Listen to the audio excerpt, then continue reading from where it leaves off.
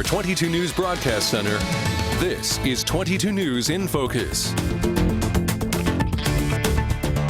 Welcome to 22 News in Focus. I'm Ciara Speller. This week, Governor Charlie Baker announced more business reopenings as part of the state's four-plan reopening plan. There are still many safety protocols involved in each phase, but we are seeing decreasing numbers of positive COVID-19 test results. That's according to reports from the DPH and hospitals. So can we maintain this flattening of the curve?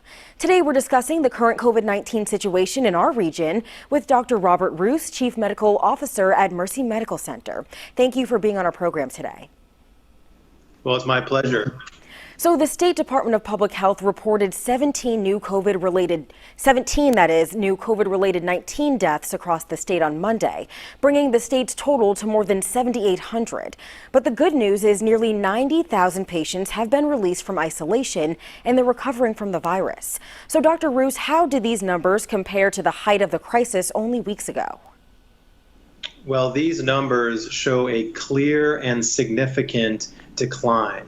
When we think about the peak of the crisis here in the Commonwealth of Massachusetts, now where we've seen over 107,000 confirmed cases, we were seeing more than 2,000 new infections every day.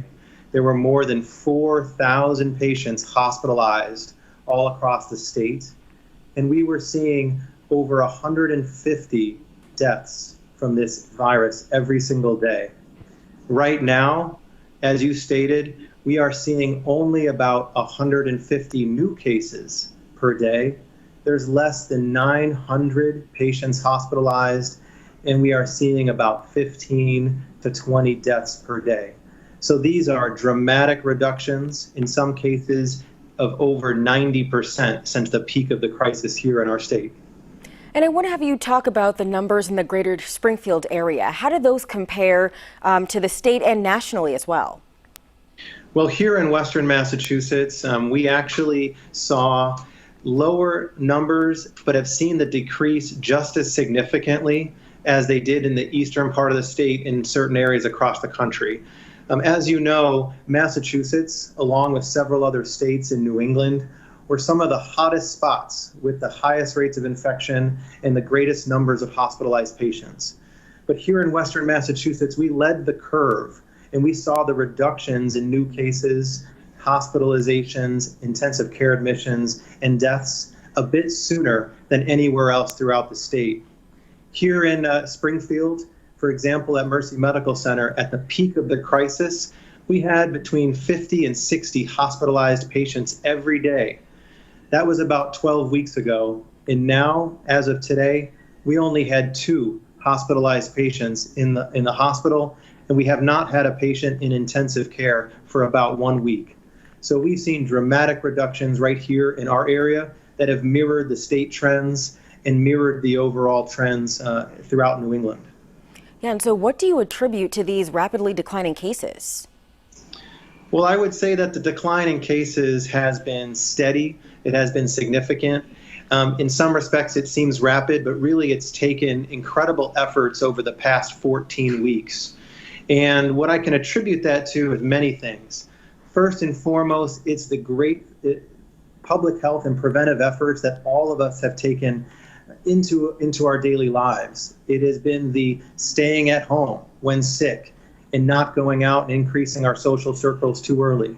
It has been employing hand hygiene, wearing masks in public, and ensuring that we keep an appropriate physical distance when we're interacting with people who we may not know are negative for COVID. Those are the most important things. They are now grounded in science and evidence to have been shown to be effective in reducing transmission. And I think here in Western Massachusetts, we've done a great job of working together to ensure that we keep those rates low. And so Mayor Sarno every week holds his briefings on this virus, and you're there as well, participating. I want to ask you now, what are your concerns about the reopening of the state? Well, I think the reopening is essential. It's something that as a community we must do. It's important for people's livelihood, our well-being, certainly getting back to the things that we would do in our everyday lives, like work and school, are critical.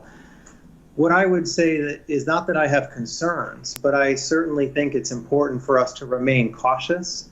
It is certainly important for us to remain vigilant. What we do not want to do in any case is end up in a situation like many other states across the country right now, where we're seeing increases in cases.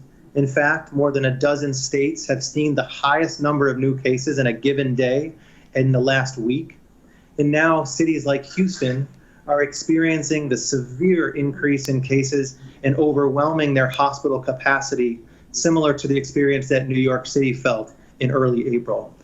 That's the type of situation we don't want to be in. And I think the way that we've worked together here in Western Massachusetts has helped us continue on this positive trajectory. And what type of information are you sharing with local and state health officials and other hospitals? Well, each week, as we've been getting together now for about the past 4 months with Mayor Sarno, the rest of his cabinet and commissioners, as well as leadership from Bay State Health, we've been sharing information on the local impact that COVID has had on our hospitals, including the numbers of hospitalized patients, the percentage of positive tests that we're seeing.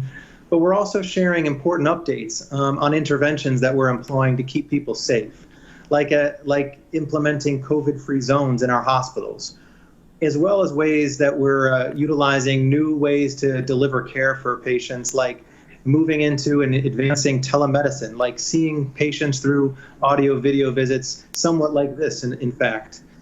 And so each week we present the local data, a connection to the state, some additional updates, and then provide recommendations on how we can continue this positive trend. All right, Dr. Roos, thank you for your insight. And so, who caught the virus in our region? We'll learn more after the break. You're watching 22 News in Focus.